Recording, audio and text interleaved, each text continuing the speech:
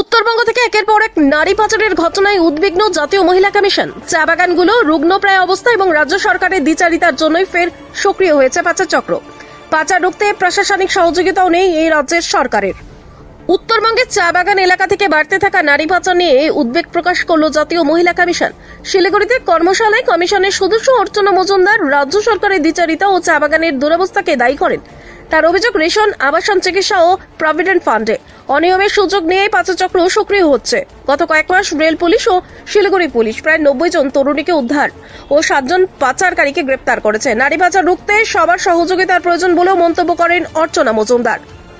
আজকে আমরা রাষ্ট্রীয় মহিলা আয়োগের তরফ থেকে আমরা এখানে যে আলিপুরদুয়ার, দার্জিলিং, জলপাইগুড়ি এই জেলাগুলোতে যে মহিলাদের ট্রাফিকিংয়ের ব্যাপারটা, প্রচুর মহিলাদের ধরা পড়ছে, ইন্টারন্যাশনাল ট্রাফিকিং, ইন্টারস্টেট ট্রাফিকিং হচ্ছে। সেইটার জন্য আমাদের একটা আরপিএফের সঙ্গে ন্যাশনাল কমিশন ফর ওমেনের একটা মৌ আছে। আমরা কিভাবে আরও পরিবেশ ভালো করে আরও বেশি সংখ্যক এই ট্রাফিকারদের ধরতে পারি, মেয়েদের সার্ভাইভারদের রেস্কিউ করতে পারি, তাদের রিহ্যাবিলিটেশন করতে পারি, এগুলোর উপরে আমাদের কোঅর্ডিনেশন মিটিং, অ্যাওয়ারনেস এইসব নিয়ে এখন আমাদের একটা প্রোগ্রাম আছে, সেটা হবে। এবং রেলের আরপিএফের যত সিনিয়র অফিসার্স আর with me, they are open handed.